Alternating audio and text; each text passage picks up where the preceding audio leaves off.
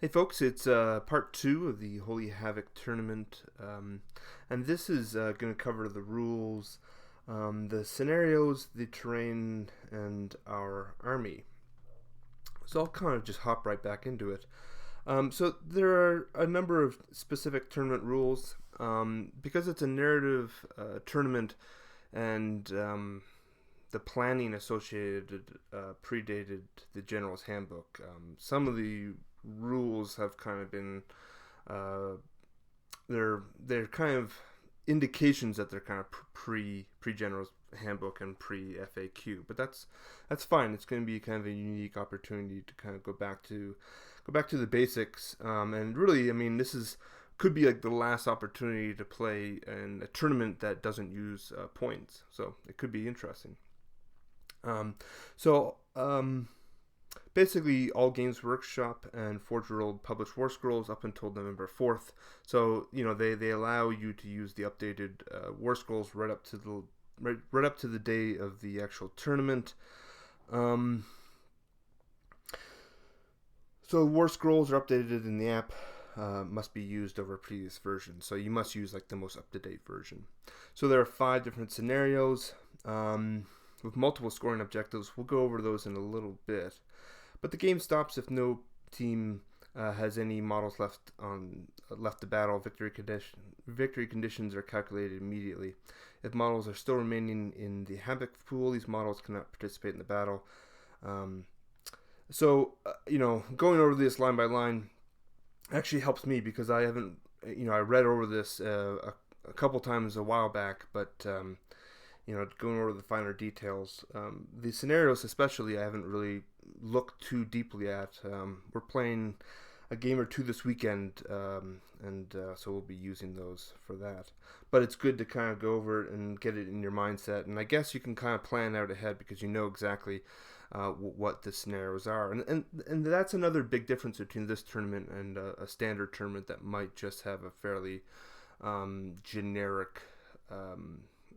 Like when you actually go and play, the missions themselves might be fairly a standard or generic. So when allocating damage to a model and unit, you must allocate damage until the model is slain. That's fairly standard.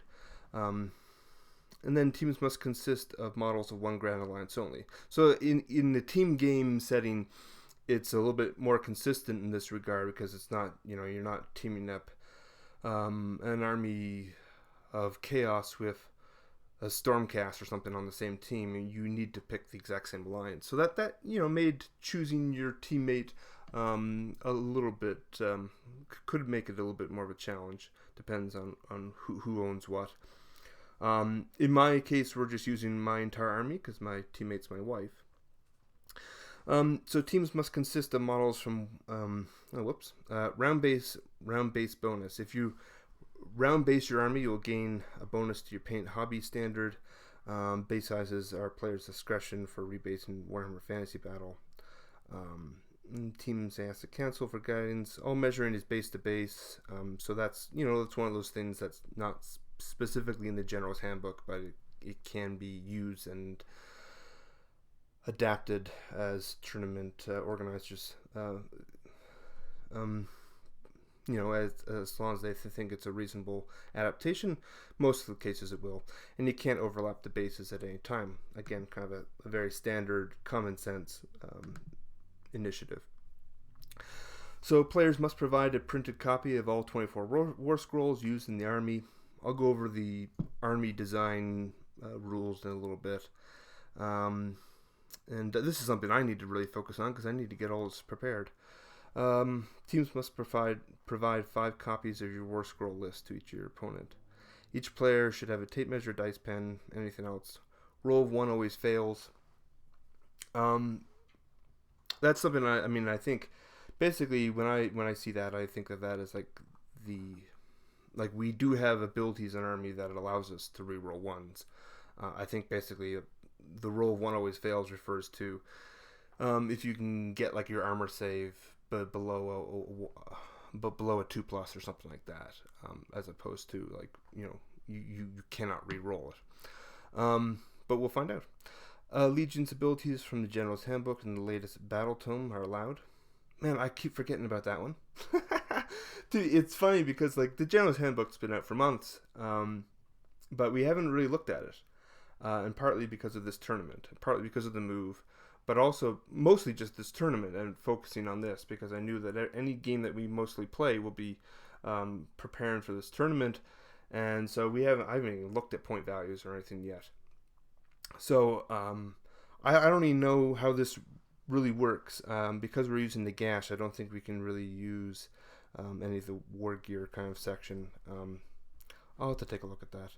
So command traits must be rolled 4 before the start of each battle. That's again something I need to look at. And the artifacts here, I think we don't apply that because of Nagash.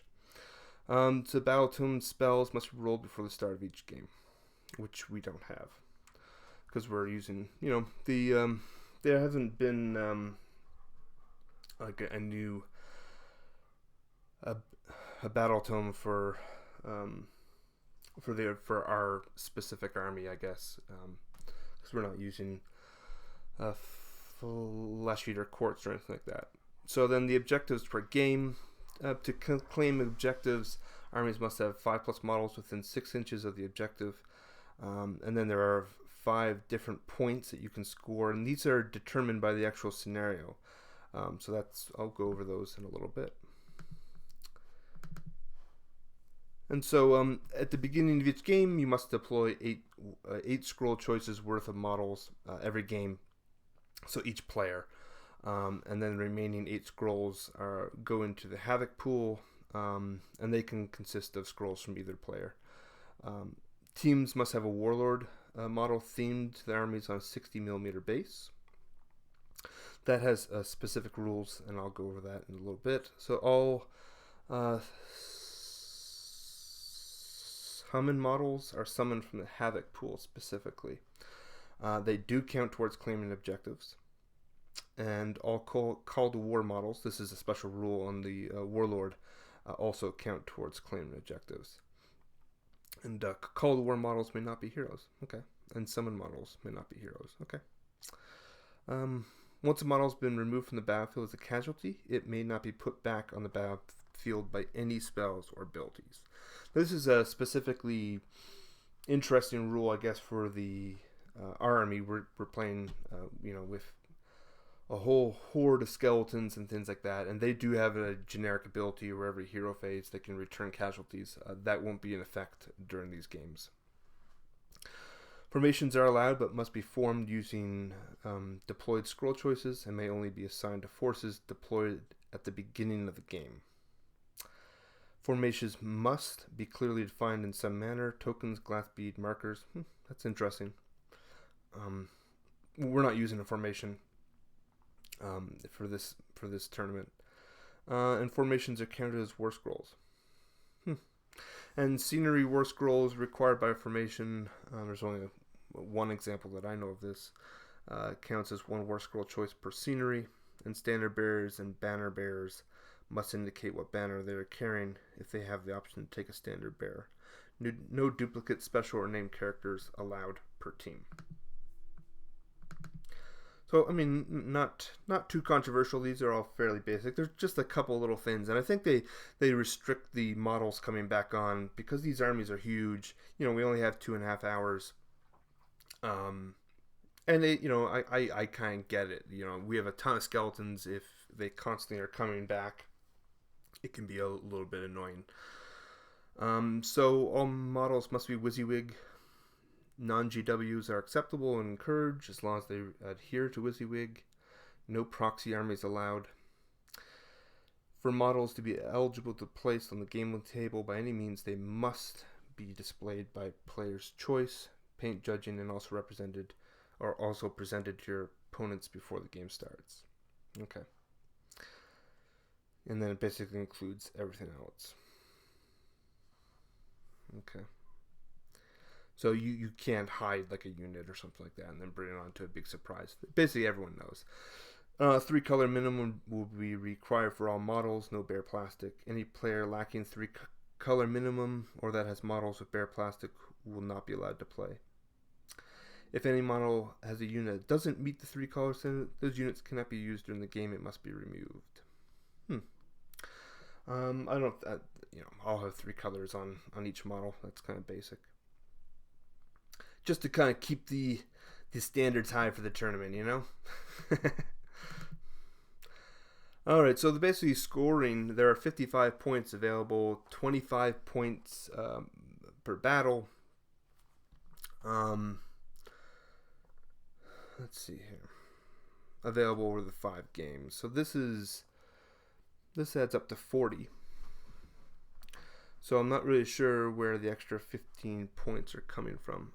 Maybe it's 35 points per battle. No, it's 25 because it's you get 5 points per battle. And then you play 5 battles. So I'm not really sure where those points are coming from. So you get a maximum of 25 points by winning all the objectives listed below. We'll go over the scenario, and then 15 points available to the appearance of the army. We're going to lose some points on that right off the bat, unfortunately, but that's fine. We'll go over that. And then there's here we go. This is the extra 15 points. So 15 points for sportsmanship. 5 of favorite opponent points are available. 1 point for each favorite opponent. 6 participation points available. 4 points for donating 1 or more items worth $20 towards the raffle. 20 points for voting for, or 2 points for voting for your favorite army, and 4 etiquette points available. Ooh, each team starts with 4 points and loses points for a variety of reasons.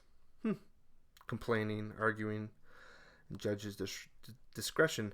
And then there are awards. So best overall, best sportsmanship, best appearance, the Warlord model, which I'm not going to win that. That'll probably go to Vince at this point.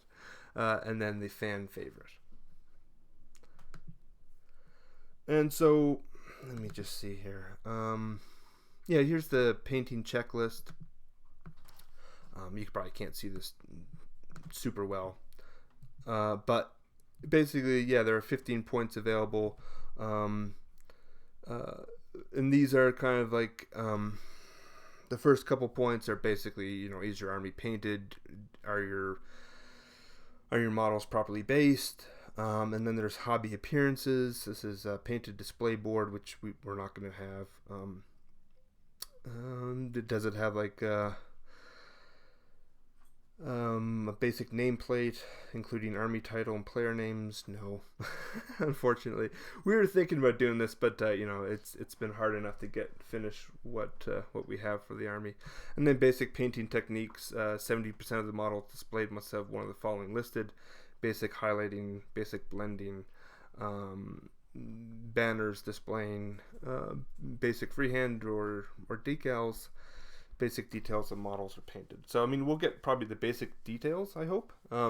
But we don't have the majority of models. Won't have everything like blended properly or something like that. Like the skeletons will be fairly basic, and they're obviously going to be the majority of the army. Nagash I spent some extra time on, so he looks half decent.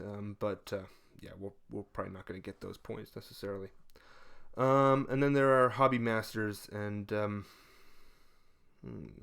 you can get up to 10 points in this category. And you must get at least 5 points to be considered here. And I think, again, I don't do like a lot of conversions, so a lot of these are not going to be too applicable for my army. We have like a couple converted models, but I don't think they're going to quite satisfy this requirement. So that's something that I'm going to try to work on for future tournaments, essentially.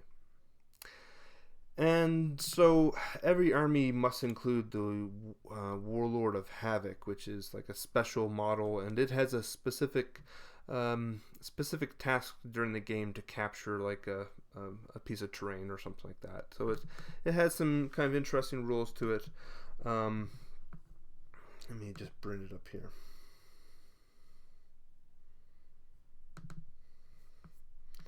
Because again, this is probably pretty small for you guys to read. But it basically has like a melee weapon, which is 2-inch range, 5 attacks, 3 up, 3 up, -1 rend, 2 damage. So not bad. And then a range attack. Oh, this is different.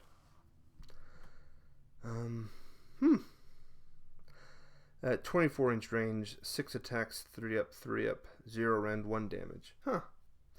I had the old War Scroll we were using. I think the range was only 10 inches. So that's a much better kind of stat profile for the range, because you have an option basically as you play each game. You increase in power, and you get to choose. Do you want to, I don't know all the details yet. It hasn't been fully disclosed, but you can basically promote either the bow or the actual sword, and so you can, do you want to focus more on melee, or do you want to focus at range? And you get stronger with every game you play, or there's some degree of special rules. So it has an 8-inch movement, 6 wounds, 3+ armor save, and 8 bravery. It has a 3+ armor save against all damage. That includes mortal wounds. And pray to the gods of Holy Havoc. In the team's hero phase, roll a d6 on a 2+. The Warlord heals a wound, which is kind of nice. And then Inspire and Presence. Models within 8 inches of the Warlord may use Warlord of Havoc's bravery rather than their own. That's not going to be an issue in our army because we're pretty much all 10, which is higher than the Warlord. But I think one of the key, apart from the specific goal for the Warlord every time you play, there is going to be this unique ability, and that is the hero call to war mechanic. If the Warlord dies, heroes do not lose the call to war ability. All heroes in your army gain the call to war ability. Instead of using other abilities on the War Scroll, the hero may choose to use the call to war in the hero phase.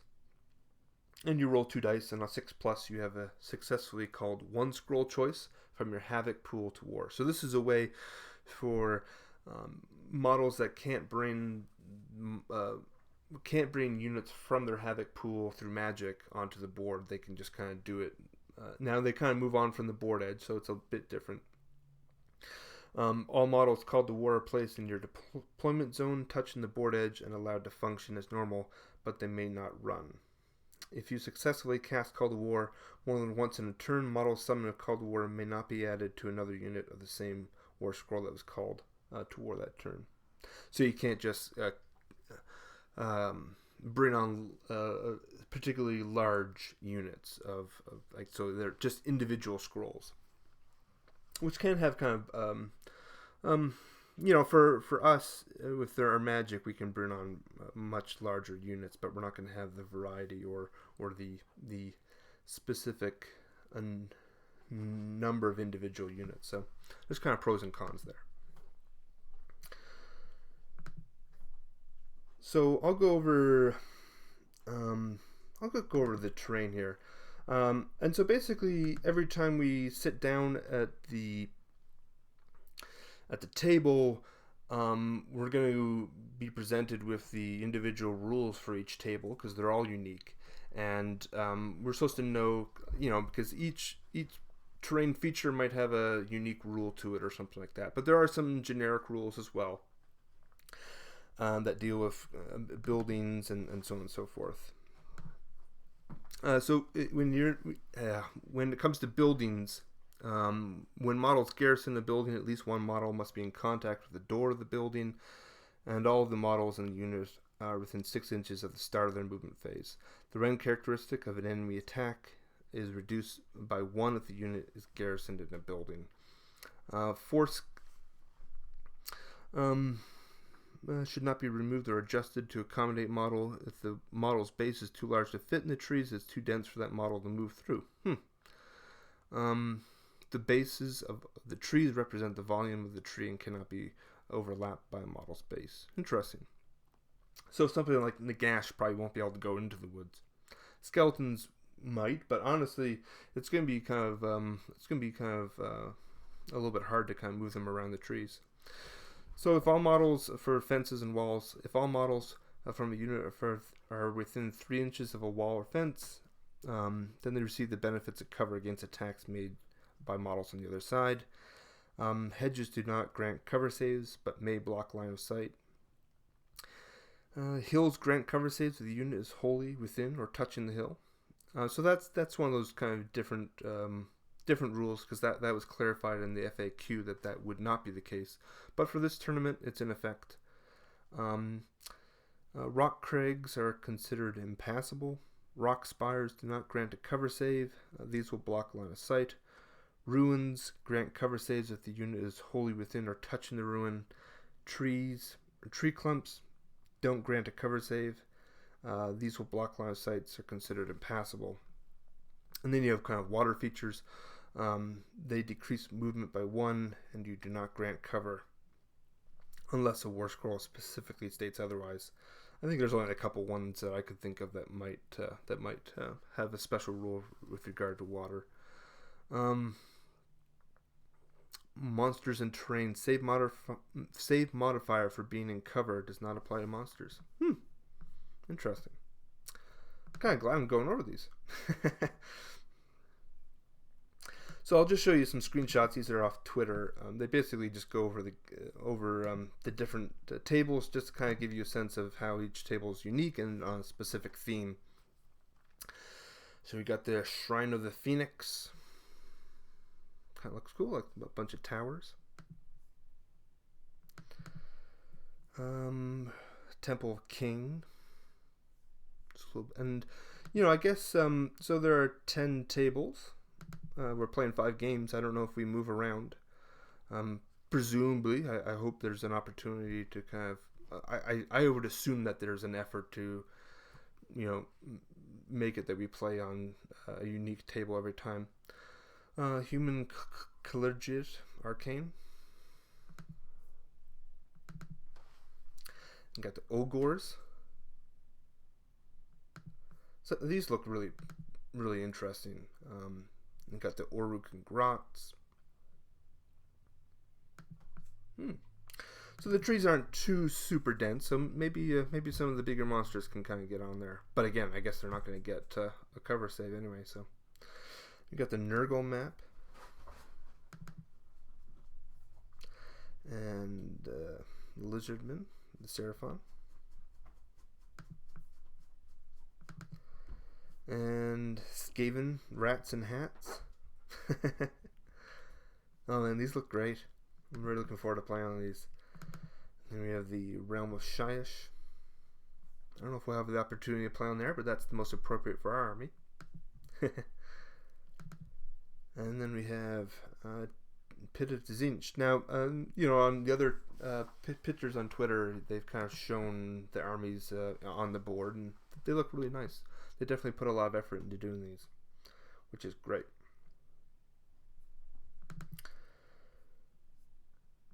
So here's kind of an example of the unique terrain.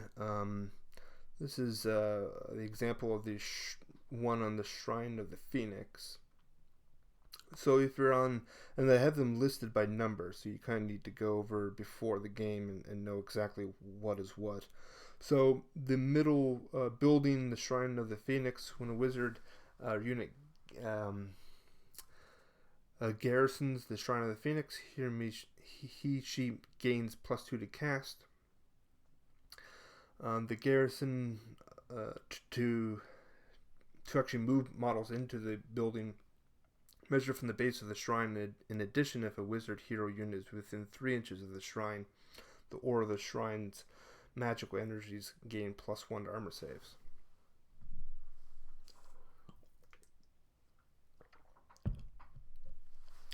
And then the elf beacons. The occupiers of the Shrine of Phoenix may cast magic spells through the beacons, measure spell range from the beacons. So you kind of want to go for that middle objective. Alright. The Anvil of Fire is kind of a standard terrain objective. The hill and rock crags are the same as on the generic rules list as are the forests. So that's going to be interesting. So maybe based on that example, maybe only 1 or 2 features have unique special rules, but then the others apply to the uh, generic list of rules.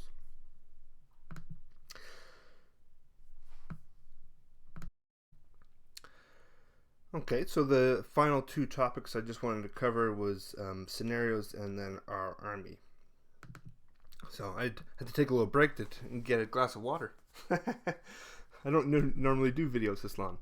So the first scenario, and this is something I really need to be paying attention to, because again, this is not something that we were playing scenarios of the General's Handbook, but we should really be practicing maybe a couple of these, and I'll talk to my wife about maybe some of our strategies for this. So I assume we play these in order. There's scenarios 1 through 5. They basically, you deploy 12 inches in along the lawn table edge. The exception to that are scenario 4 and scenario 5, which, let me just take a quick look here. They seem to have kind of a more of a random association, kind of like the old scenarios, right? Where they're coming on from reserves and you're not really sure where on the board they're going to arrive. So the first one is mining for blood, and I'll just go over these because this is something I need to kind of review. So the game lasts 5 battle rounds, or until time is called. Okay. Do not start a new battle round if both players' team turns cannot be completed before time expires. So, going back to my first video, my concern about the length of games, I guess you kind of need to figure out, well, how long did the first one go, etc., etc. That could be kind of interesting. So, for claiming objectives, and so there's always 1 point for the main mission objective. 1 point for the terrain table objective, 1 for the warpstone crystal objective, and 1 for the warlord mission objective, and then 1 point for fan favorite. So I'll kind of go over this. Now, fan favorite, I think it's like the sportsmanship award, or fan favorite. 1 point for your favorite opponent. Sorry, I don't know where I got fan favorite from. Anyway. The first objective for this first scenario, the team with the most models in the opponent's territory at the end of battle round 5 has claimed the objective. So you kind of got to move across the table with as many models as you can. The terrain objective for this scenario is capture the Holy Havoc terrain objective marked on the table map. Starting from the second battle round, a team scores 1 victory point if they have more models within 6 inches of the terrain objective than the other team. The player that has tallied the most victory points by the end of the fifth battle round has won the objective. The Warpstone Crystal objective. Mine the most Warpstone shards by the end of the game. When a team has 5+ models within 6 inches of the Warpstone Crystal tokens in the hero phase, the team may choose to roll d6. On a 4+, the Warpstone shard has been successfully mined. Tally up the number of shards mined throughout the game. The team with the most Warpstone shards has won the objective. Interesting. So that's kind of more of a random one, but again, and then you got the mining the warpstone crystals.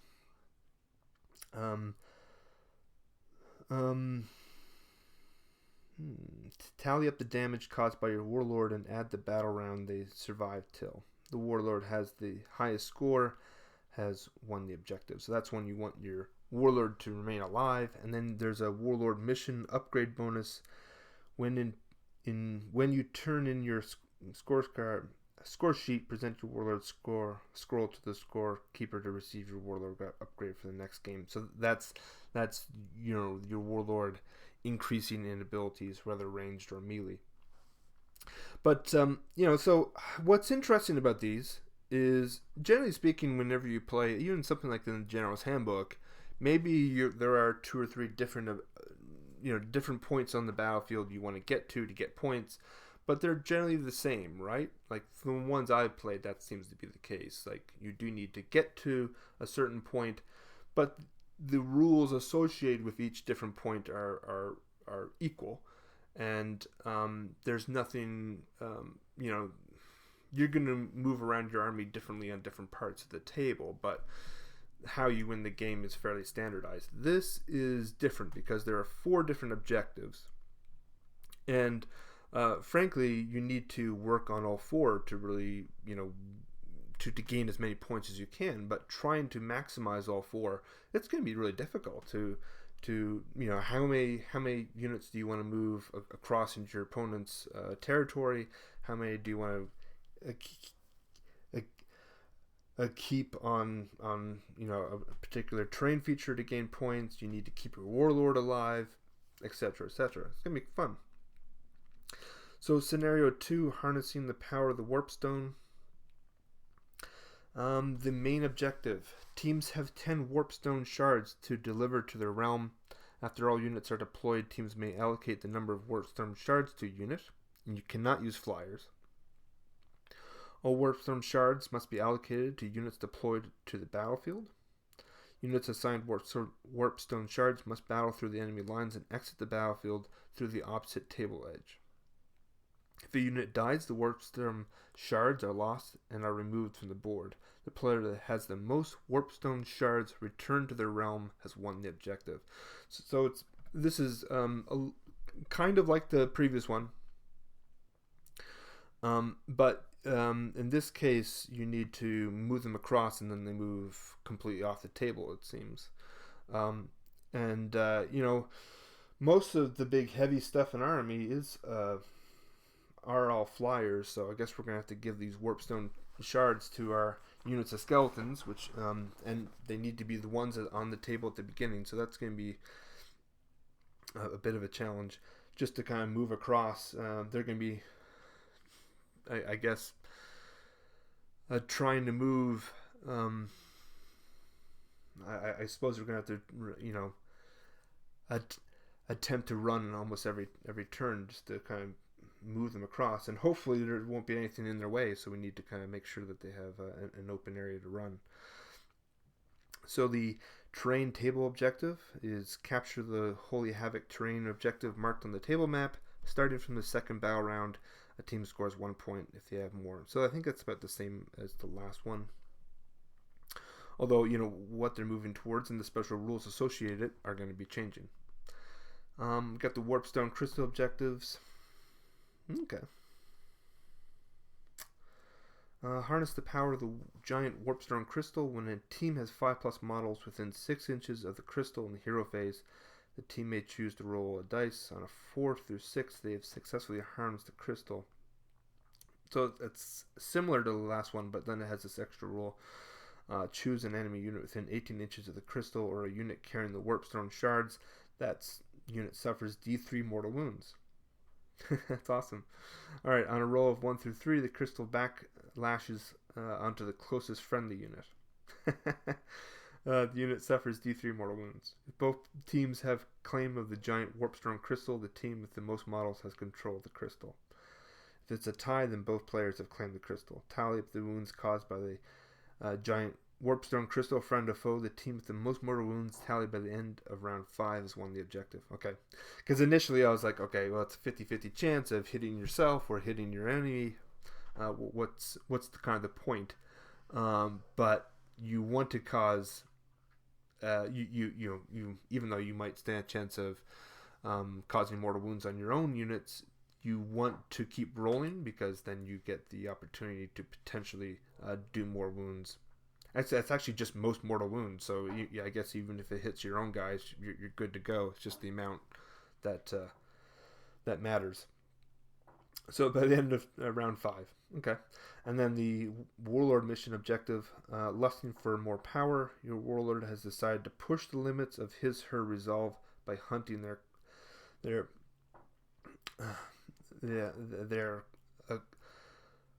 quarry. After deployment, choose a deployed enemy hero to be the target. If the Warlord kills their quarry, achieve their objective. So basically just pick a hero, and then you have to go out to it. And the Warlord itself has to kill it. So that's, I think that might be kind of a challenge for. Well, actually, we do have one necromancer, so if I were them, I'd probably choose something like that. Something easy, because the warlord's good, but it's not gonna be able to take on like Nagash or something. But if it's weak enough, I guess. And then the opportunity to upgrade the warlord. So scenario 3, the hunger. Let's see what happens in this one. Alright, the game will last 5 battle rounds or until the time is called. Claim objectives.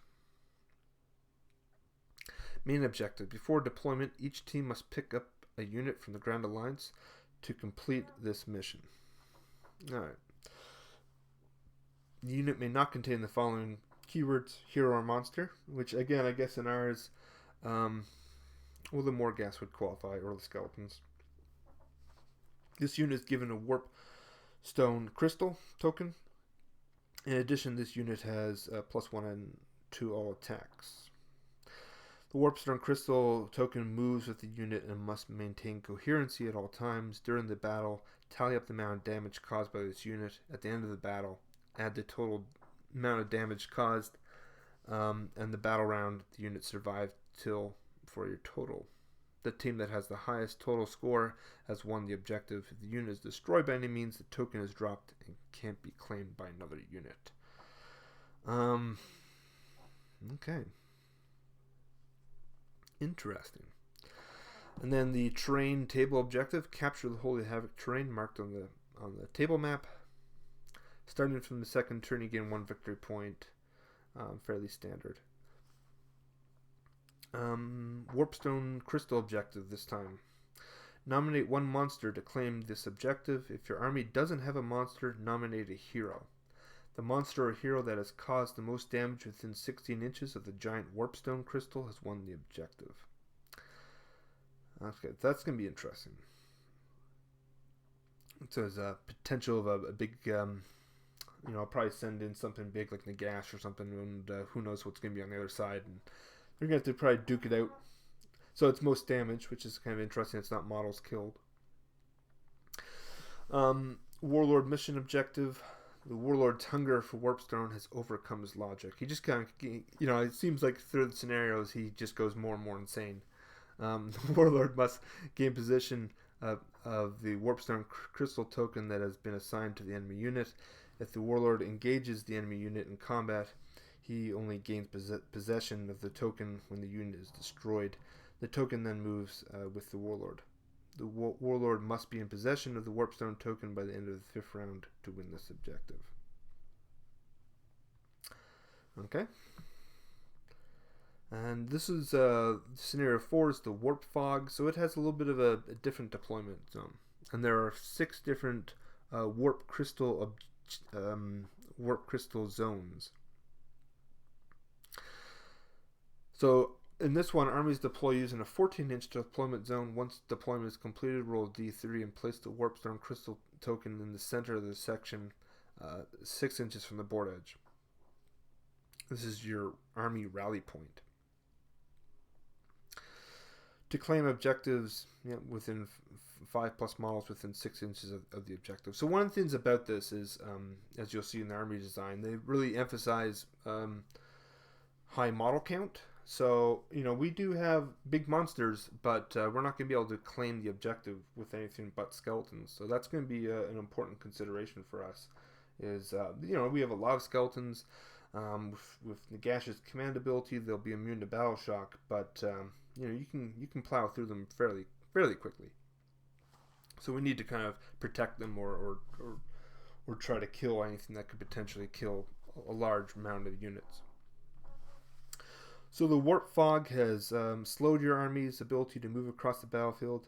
In the beginning of your hero phase, on a roll d6, on a 1 through 2, your army is slowed by the Warp Fog and movement is reduced to half. The team that has the most models return to the rally point by the end of battle round 5 has won the objective.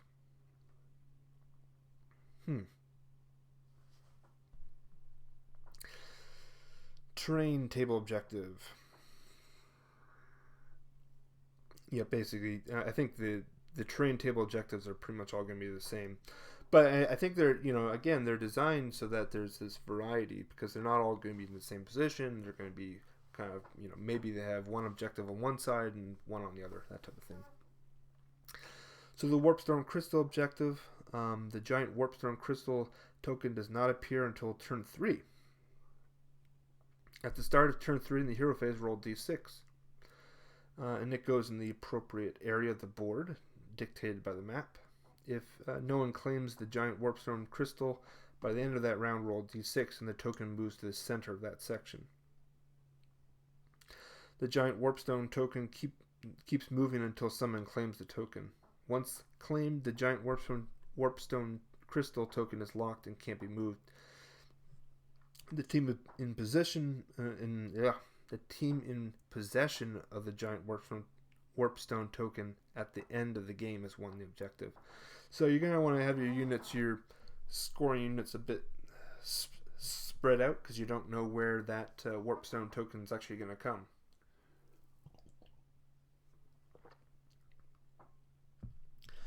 And then the Warlord mission objective for this is to kill as many opposing models in the army with the hero keyword. During the battle, tally up the number of kills and add the battle round the model Warlord survived till. The team with the highest total has won the objective. So I suspect at the end of each game you're going to be kind of doing a little bit of math here to kind of figure out who won each one. Again, you need to kill the heroes, so that's going to be I don't know. I don't know what would be best at this point. I'm kind of thinking the ranged bow might be better. When I was using that first War Scroll for the Warlord, and I think it was only 10-inch range. At the time I was like, well, that's not going to help that much. But at 24-inch range, it might be the type of thing where, I can use some magic to weaken the hero, and then the Warlord kind of comes in with his bow and tries to finish him off for the point. But we'll see. And then the final scenario, Total Fury. And so this is, the deployment is divide each table half into 3 24 by 18 sections, roll d3 for each unit, and deploy the unit in that section. Any units that can't be deployed become part of the Call to War or your pool. To claim, alright. So main objective, rescue mission. Each team chooses one War Scroll of any size to be the captured unit. It is placed in the 8-inch enemy prison zone indicated on the map. Okay, which is basically in the middle on either end. This unit is not allowed to function until rescued and can't be attacked by the enemy unit until rescued. Rescue the unit by having 5 models within 6 inches to win the objective. So you basically need to hand over one of your units. So it for all intents and purposes, it probably won't be used much during that game. I mean, if you can't, if you need to get a sizable unit over onto the other side of the board, for all intents and purposes, I think they're pretty much, the unit that's been captured maybe it can move on the very last turn or something, but I mean, it's, for us, we're going to be moving across our giant horde of skeletons across, hoping to make it there. So maybe by the end of the game, I'm not sure what we're going to put in there. Probably a Morghast or something a little bit more minimal. And then the Warpstone Crystal objective for this one. Warpstone crystals have weakened the ground, causing great earthquakes. At the beginning of each hero phase, roll a d6 for each 24 by 24 zone. On a roll of 1 through 3, assign a Warpstone crystal to the enemy unit or choice of your choice in that zone. On a roll of 4 to 6, assign a Warpstone crystal to one of your own units in that zone. The Warlord may never be assigned Warpstone crystals. If a unit is killed during the battle, the Warpstone crystals are lost to the earthquake and removed from the board. At the end of each hero phase, tally up the number of Warpstone crystals in your armies. The team that controls the most Warpstone crystals by the end of round 5 has won the objective. These are great, really interesting missions, and I love how they're all unique. And then the Warlord mission objective for this is the Warlord is consumed by the Warpstone and is addicted to the green power. Yeah, like I said, he keeps getting more and more insane. He can only attack units that have the Warpstone crystals. If the unit is killed, the Warpstone crystal is devoured by the Warlord and removed from the board. The Warlord that inflicts the most damage at the end of round 5 has won the objective. Interesting. So you really want your Warlord, Warlord of Havoc to kind of move in there. I think it's going to be interesting to see how this really works, right? Because, like, I don't know if we should focus on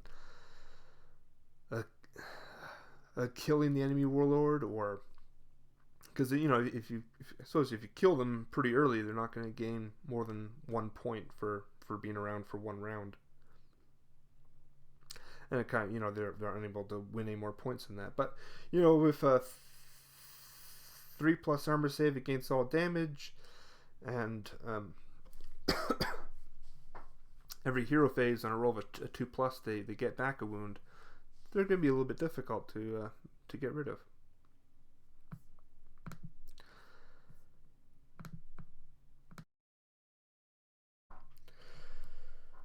So now on to the army, and this when I was trying to find pictures of the tables, this tweet caught my eye, and it basically just confirms that some people are going to be taking some pretty crazy stuff. Because it is, probably going to be the last tournament where you can just, there are very little rules for actually designing the army beyond the number of scrolls allowed. And, you can't have duplicate characters. That's pretty obvious. But it kind of does open that door for the possibility of some crazy army lists. And I think ours is pretty unique in some regards. It's certainly not something I'm going to see too often. But I know that some people are going to be bringing some really crazy lists, and it would be interesting to see what exactly people do actually bring. Because I'm somewhat concerned that our army list is a little bit too powerful. To be honest, though, with this type of mission tournament, narrative tournament, where you need to go for all these, you're not focusing on one or two areas of the board. You need to go after a number of different things. And the fact that the objectives need to be controlled by large units, as you'll see here, this is the advanced intel. So basically, when teams build their lists, a variety of war scroll types will be important. Terrain will impact the game quite heavily. Scenarios will be designed around armies of large model counts. As you've seen in the scenarios, most of these objectives require large units to capture. So I can't just move like a hero or like a monster onto that part of the board and potentially capture it. So that makes these armies a little bit different. I hope we kind of have enough. We'll see.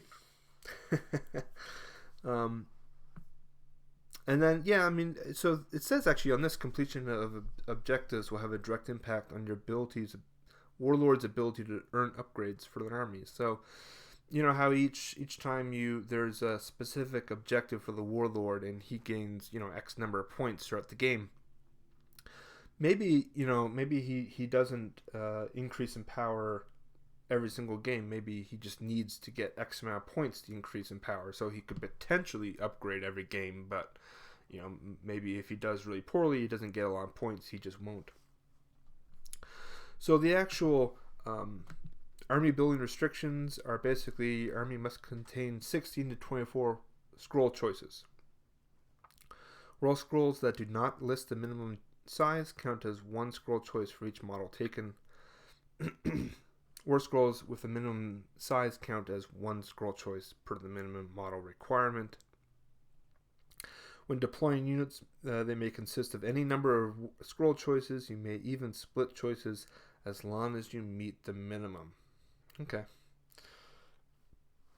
So, and that's it. You can take a 24 scrolls. So, I mean, like, if you take an entire army of monsters, yeah, you're going to probably just wreck your opponent. But you can't win in really any of the actual, any of the specific objectives in the actual scenario. So that there is a heavy emphasis on large units.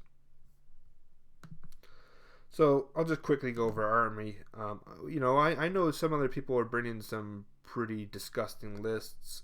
I am a little bit concerned though that some people won't. That's because you need to own the models, you need to have them all finished, etc.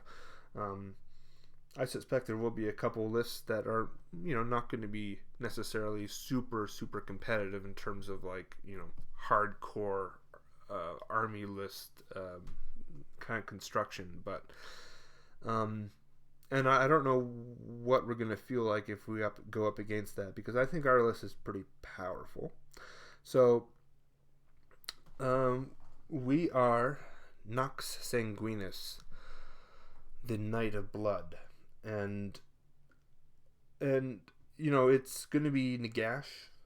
We do kind of have a bit of a theme going here, because it is Nagash and his personal army. So we have the Mortarks, we have the Morghasts, and then we just have a ton of skeletons. And for good measure, we have a couple Mongol. So it's broken down. My 8 scrolls are going to be Nagash, Supreme Overlord of Death, Archon the Black, a Necromancer. He's tossed in there so we can get Van Hells. Because there is the only rule of 1 that's being used in this tournament is you cannot reroll a roll of 1 for armor save.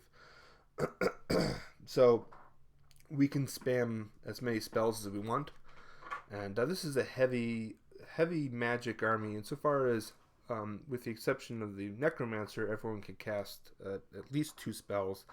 Nagash can cast 8 providing he's at full health, so we can pump out a lot of magic missiles and things like that. And then I have 2 Mongol. We had 1 and my wife wanted the second one. So I went ahead and bought one. And then I have 30 skeletons. These are with hand weapon. And then my wife will have Neferata, Mortark of Blood, Manfred, Mortark of Night, 1 Morghast Harbinger, and then 1 Morghast Archai, and 40 skeletons. And then in our reserve Havoc pool, we have another big unit of skeletons, and then 2 of each of the different Morghasts as well. So, again, it's kind of a very magic heavy. We do have 110 skeletons, so we kind of hope that that's enough to move on these specific terrain objectives. With Nagash's command ability that prevents your units from taking damage from a battle shock, we kind of hope that these units will stay around for a long time. The good thing is that the models out of the Havoc pool we can bring out very easily on the first turn. Nagash can bring out pretty much most of those skeletons in 1 spell cast, and so you can place those anywhere within 18 inches, 9 inches away from the opponent. So that could potentially just move that straight on top of one of the terrain objectives. And then the units of Morghast, even though they're 1 per scroll, you can bring them out with magic in units of 2. So they're pretty easy to get out, which is kind of one of the reasons I really like them. But I was talking to Tom about the army list a while back, and he was arguing that the Morghasts at 1 per scroll is not necessarily the most effective choice. And I completely understand where he's going from. But for me, sticking with our army theme is kind of important.